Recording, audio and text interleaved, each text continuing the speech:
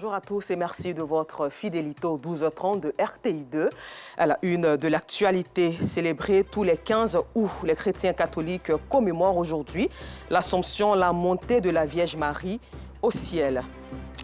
Et puis à la pouponnière d'Adiaké, les religieuses se portent garant du bien-être et de l'épanouissement des enfants abandonnés. Nous le verrons dans notre dossier.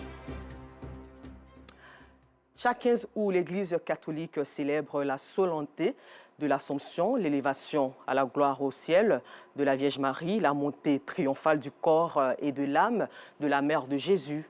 Cette grande fête a été précédée hier par une veillée dans des paroisses et tous les lieux de prière catholiques, notamment dans différents sanctuaires mariaux en Côte d'Ivoire. Au sanctuaire marial national d'Abidjan, à la cité Fermont d'Adjamé, la messe a été présidée par son éminence, le cardinal Jean-Pierre Coutois, archevêque métropolitain d'Abidjan en présence de milliers de fidèles chrétiens catholiques.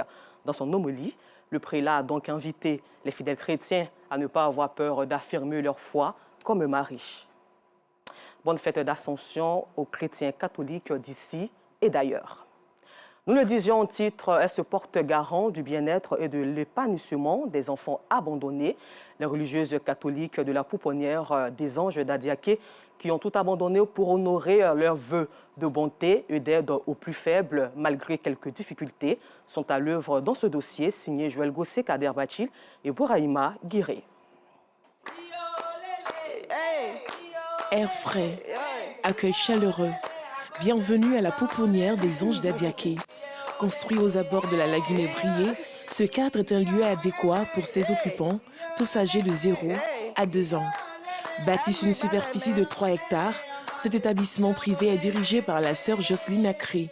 Elle est la directrice de ce centre depuis 3 ans. Les enfants qui sont dans notre structure nous viennent de différents horizons de la Côte d'Ivoire. Il y a les cas d'abandon, des enfants qu'on a retrouvés dans une poubelle, dans la forêt, devant un portail de part et d'autre. Et ces enfants-là peuvent être retrouvés par une tierce personne. Et quand nous les accueillons, nous faisons une déclaration à la police pour avoir un procès verbal. Pour la sœur Jocelyne, être au service des tout-petits, c'est se rapprocher de Dieu. Imaginez s'il n'y avait pas de centre d'accueil privé ou public pour accueillir tous ces enfants en situation difficile, que serait notre nation? En fait, c'est le don de soi, rempli d'amour, de joie. Et quand je parle de ça, c'est avec émotion, en fait. Cette pouponnière, créée en 1981, a une histoire. Nous sommes au sud Komoué et dans cette région, au nom de la tradition, le 10e enfant était considéré comme un porte-malheur. Il fallait l'éliminer. Alors que nos sœurs missionnaires, les religieuses sont arrivées au sud Komoué, ils ont constaté que le 10e enfant était rejeté, banni de la société ou voire même tué. Et c'est ce qui les a poussés à créer un centre pour récupérer tous ces 10e. Et la plupart, les premiers pensionnés étaient des 10e. Beaucoup sont partis en adoption à l'étranger.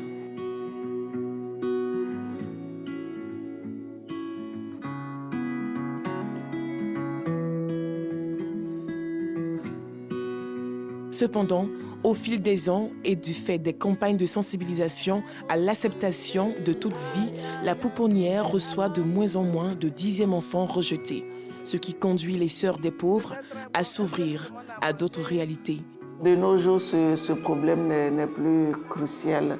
C'est des cas d'abandon, les orphelins, orphelines, les enfants dont les mères souffrent de maladies mentales. En son temps aussi, on recevait les enfants dont les mères étaient atteintes du VIH. La sœur Jocelyne est aidée dans sa tâche par 25 employés qui s'occupent d'une 50aine de tout-petits. Leur mission générale, recueillir et assurer aux pensionnaires une prise en charge globale pour leur développement, à savoir la prise en charge au plan alimentaire, sanitaire, vestimentaire, éducatif, social, psycho-affectif. Ces enfants, n'étant ni avec leurs parents biologiques, ni avec leurs familles respectives, il revient à la structure de s'assurer des différents besoins vitaux auxquels ils ont droit. Ici, c'est la lingerie des enfants. Vous voyez, les mamans sont en train de plier les habits. Il y a 51 enfants et c'est une rotation. Il y a ceux-là qui fonctionnent pour les habits blancs.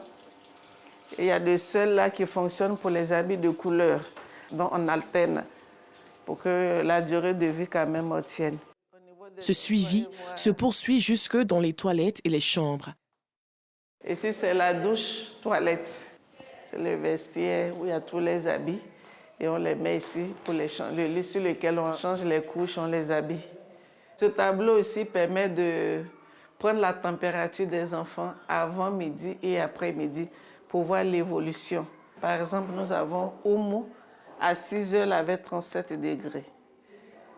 À 16 heures, 37 degrés. Donc chaque jour, nous prenons la température. Au cas où ils ont la fièvre, il y a une seule infirmière qui est sur place pour administrer les soins. C'est une structure de remplacement. Ça ne peut pas donner l'affection comme les parents biologiques. Alors on fait l'effort de les mettre dans les conditions d'hygiène pour qu'ils ne contractent pas des maladies qu'on ne pourra pas maîtriser. Dans le couloir, non loin des chambres, des voix attirent notre attention. Cette salle est consacrée aux nourrissons. Ici, c'est la salle polyvalente. Quand ils finissent de manger, ils viennent à peine de manger. Après, ils restent pour jouer. Il y a toutes sortes de jouets selon leur goût. Ils touchent, ils roulent, ils se promènent. Nous comptons au total 30 nourrissons et la sœur Jocelyne connaît tous les prénoms. Ce groupe que vous voyez ici, quand ils vont bien marcher, ils vont descendre, ils seront en bas. Et ceux qui sont là viennent et les nouveaux arrivent.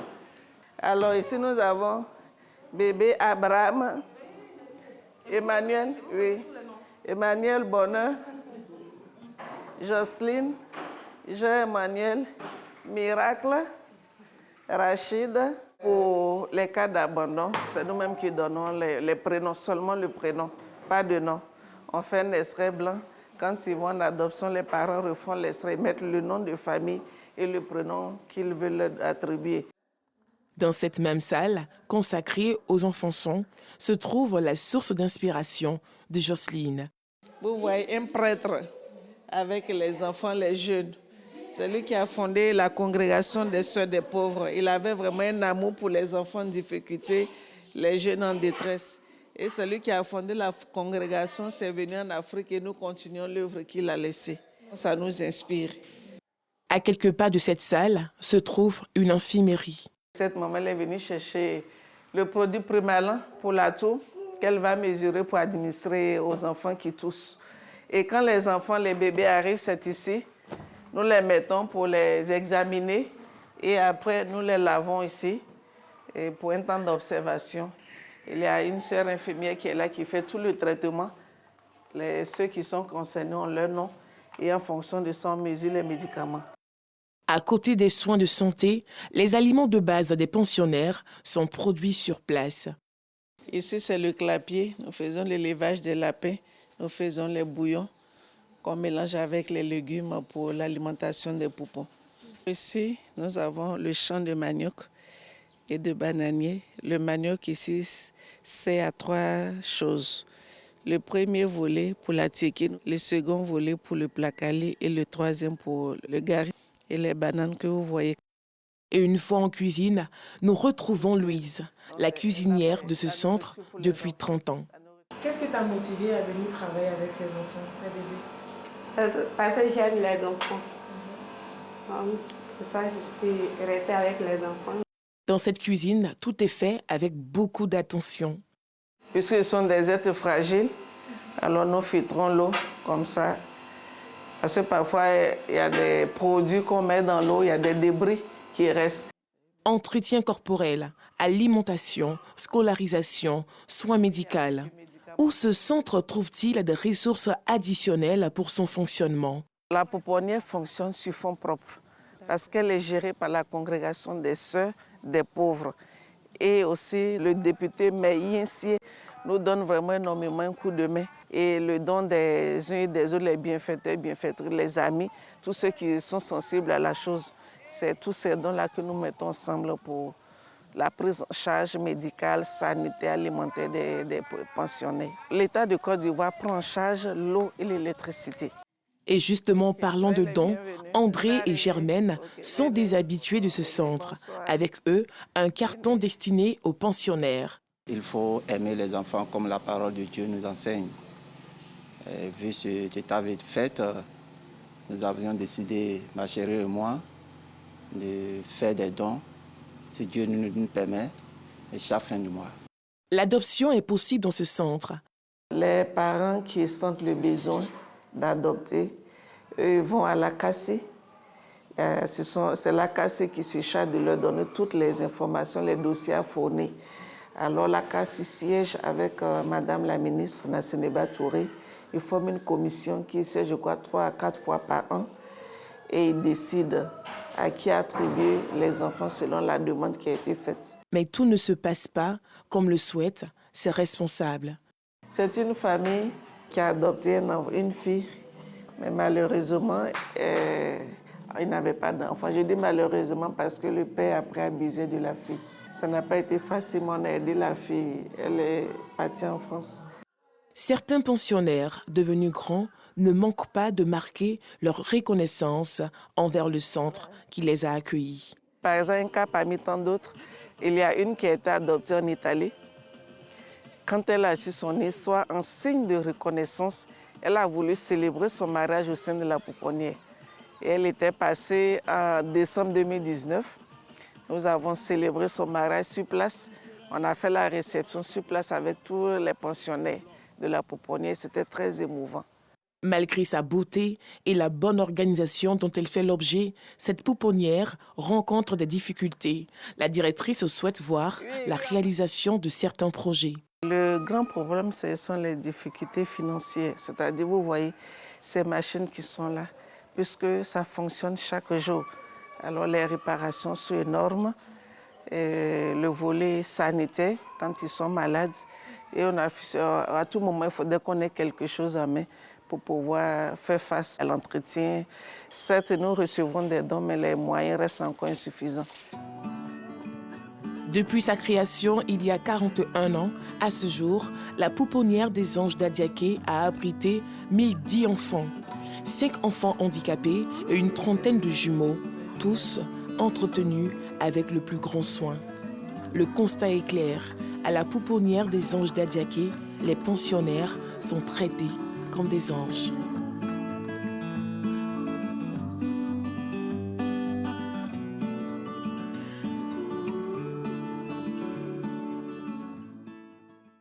Toujours en religion, la Ligue des établissements confessionnels islamiques et maire de Sasse en Côte d'Ivoire reprend ses activités après plusieurs mois d'absence. L'information a été donnée récemment au cours d'une conférence de presse dans les locaux de l'organisation à Bobo PK18, comme le signifie ici Georgette Ido Fofana. La LESIM, Ligue des établissements confessionnels islamiques et Medassa en Côte d'Ivoire, annonce la reprise de ses activités au sein de la plateforme des structures islamiques d'éducation. Le point de presse de ce jour a pour objet de porter à la connaissance de la communauté nationale et internationale, des partenaires au développement, UNICEF, Union européenne et autres, des autorités du ministère de l'Éducation nationale, au premier chef, Madame le ministre de l'Éducation nationale, des organisations islamiques d'éducation, des promoteurs des écoles islamiques et plus largement à l'endroit de tous les acteurs des structures islamiques d'éducation, de la levée du mot d'ordre de suspension de la participation de la LESIM aux activités de la plateforme des structures islamiques d'éducation. Cette décision fait suite à plusieurs rencontres de haut niveau qui ont permis de parvenir à des compromis très intéressants et promoteurs pour une plateforme plus forte et plus fédératrice dans l'intérêt supérieur des enfants des structures islamiques d'éducation. Pour rappel, la LESIM avait suspendu sa participation aux activités de la plateforme des structures islamiques d'éducation. Cette reprise intervient suite à la médiation du ministère de l'Éducation nationale et de l'alphabétisation et de celle des guides religieux de la communauté au plus haut niveau. La LESIM œuvre entre autres dans le domaine de l'éducation islamique, le bien-être et l'épanouissement socio-culturel des enseignants et des élèves musulmans. Et puis, hors de nos frontières, en Birmanie, pour finir ce journal, l'ex-dirigeante birmane Aung San Suu Kyi, déjà condamnée à 11 ans de prison, a écopé ce lundi d'une peine supplémentaire de 6 ans de détention pour corruption. Encore merci à vous. Je vous donne rendez-vous demain 12h30 sur RTI2.